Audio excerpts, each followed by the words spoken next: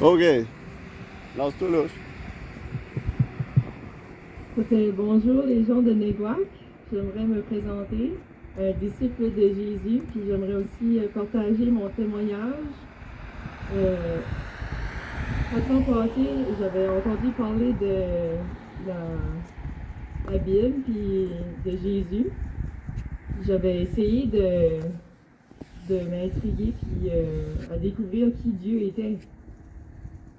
Mais j'étais trop attachée à mes péchés. Ça fait que j'ai abandonné ma foi. Et après ça, 4 ans plus tard, cette année, à travers une sœur chrétienne, elle m'a rencontrée au gym, puis elle m'a partagé la bonne nouvelle. Puis elle m'avait invité à une prière cette soirée-là, c'était Éphésiens. Mais dans ce temps-là, j'étais beaucoup sous l'influence sous les esprits de démons, genre l'addiction, puis la consommation de drogue, puis l'alcool. Puis juste, j'étais esclave du péché. Ça fait, pour moi, j'ai trouvé ça drôle que j'ai juste accepté pour aucune raison. J'avais juste un désir de moi de participer à cette prière-là, sans savoir que c'était vraiment Dieu qui m'appelait.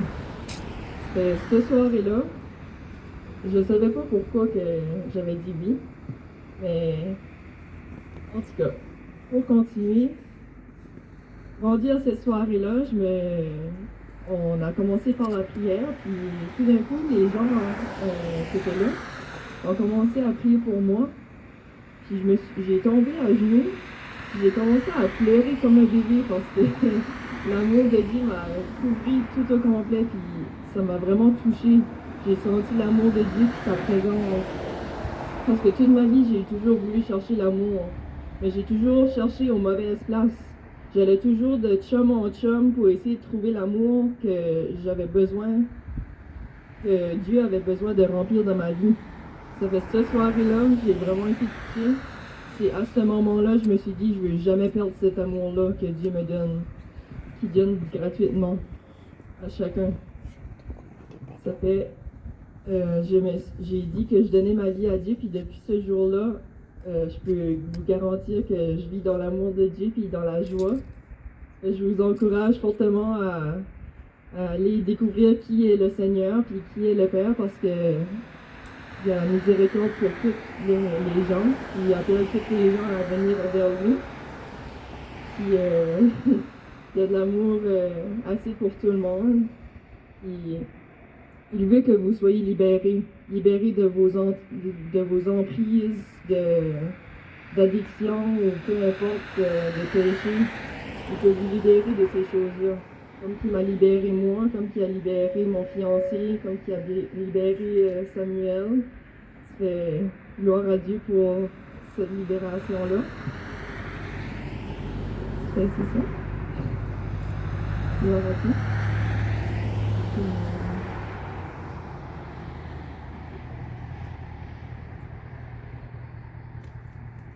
C'est mon témoignage.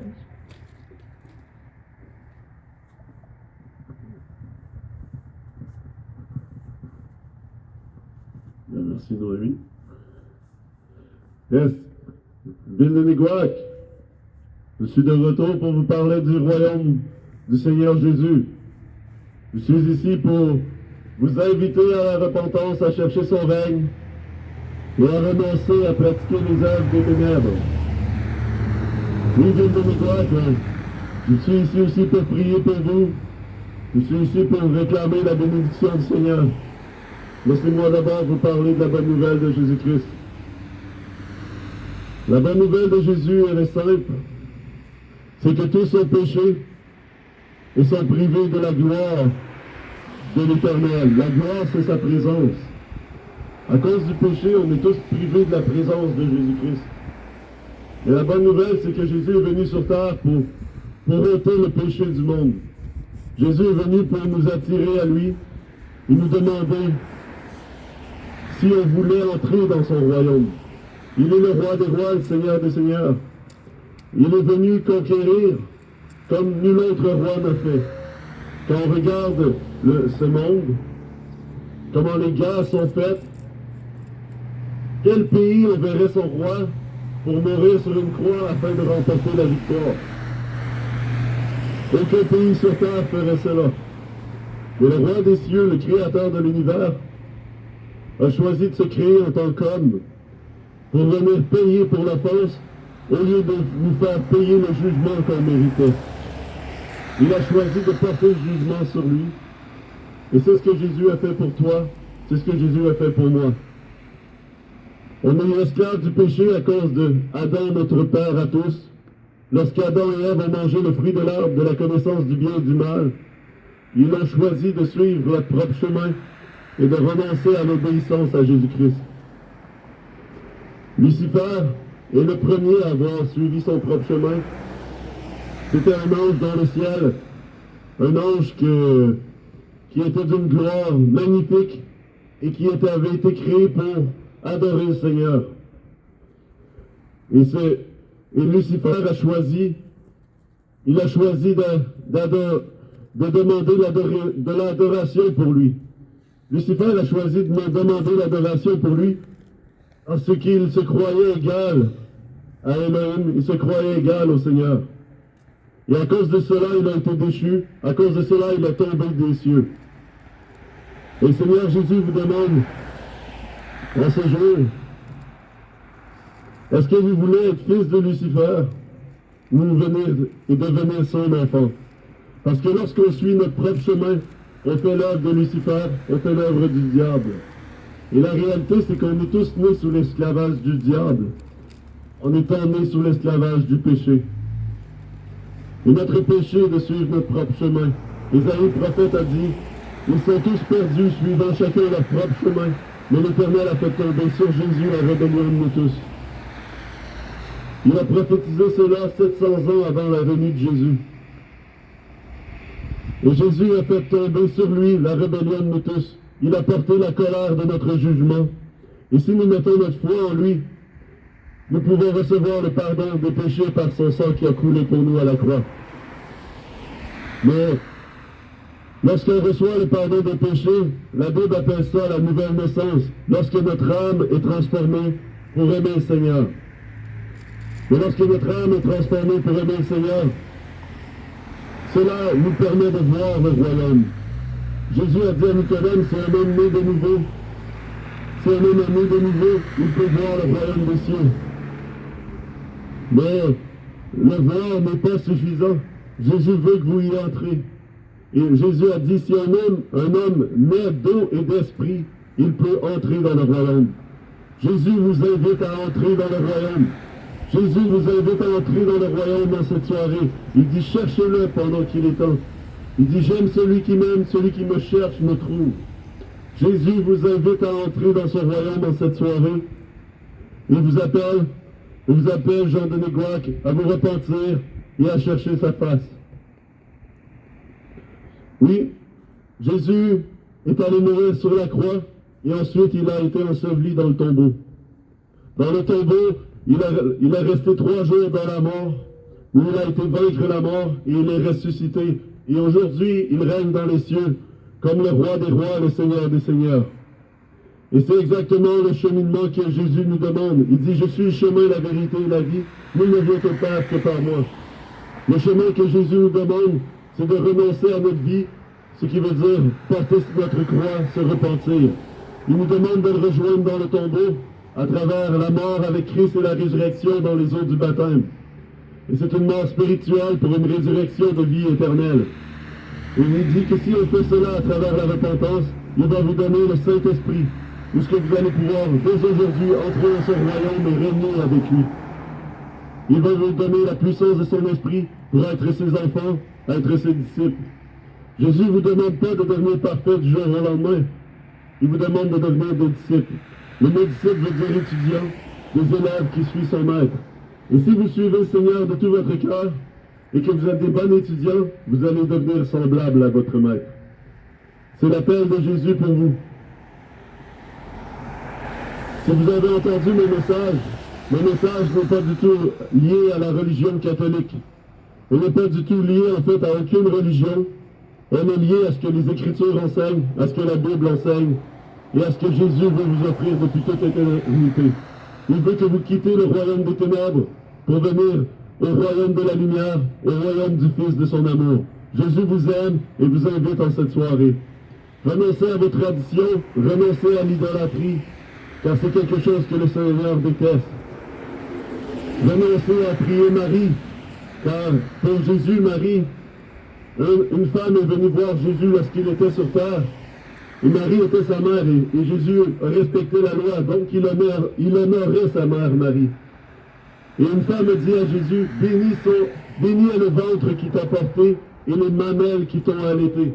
Et Jésus a dit, bénis plutôt sont ceux qui écoutent les paroles de ma bouche et qui les gardent. Jésus veut que vous gardiez ces paroles et pas que vous adorez des idoles. Parce que si vous adorez Marie, Marie est morte. La Bible est claire.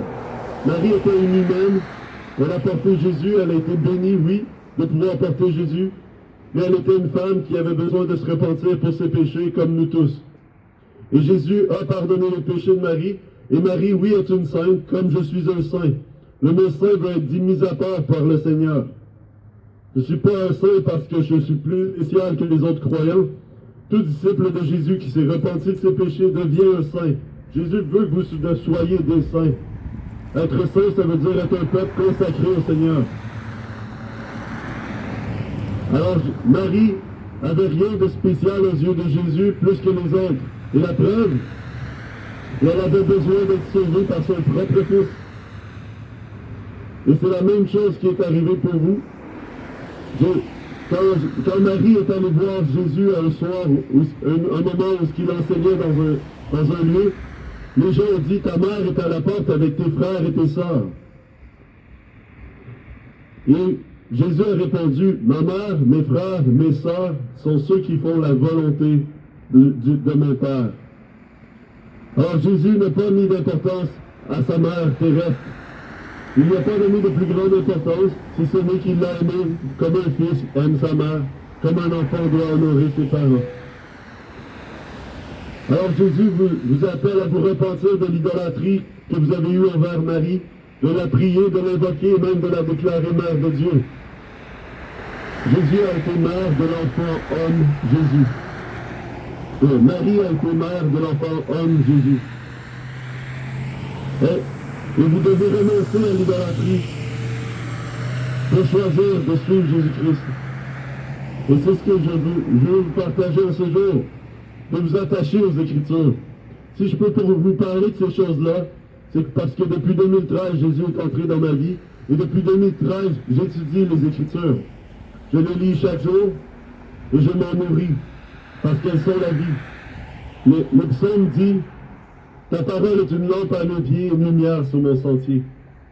Je sens ta parole dans mon cœur afin de ne point pécher contre toi. Vous avez besoin de lire la parole pour vous-même et arrêter d'écouter des escrocs, des prêtres qui vous enseignent des choses qui sont liées aux traditions païennes plutôt qu'à celles du Seigneur. Le Seigneur vous appelle à vous repentir et à chercher le Seigneur par vous-même. La Bible est disponible aux yeux comme écrit. Vous n'avez aucune raison de ne pas lire la parole du Seigneur. Le Seigneur vous dit, cherchez-moi pendant qu'il est temps. Il dit, j'aime celui qui m'aime, celui qui me cherche me trouve. Et si vous me cherchez de tout votre cœur, je me révélerai à vous. Alors je vais prier pour vous, ville de Miguac. Au nom de Jésus, je réclame la liberté spirituelle dans cette ville de Miguac, que les yeux puissent être ouverts à chercher le royaume des cieux. Tu dis de chercher d'abord le royaume des cieux et toutes choses nous seront données en plus. Oui Seigneur, c'est toi Jésus qu'on veut chercher. Et je prie que tu viennes manifester ta présence dans les rêves des gens de Miguac. Que tu viennes manifester ta présence dans leur cœur et que tu leur donnes une soif et un désir de te chercher. Je vous aime, jeune Miguac, et on se dit à la semaine prochaine. Soyez bénis.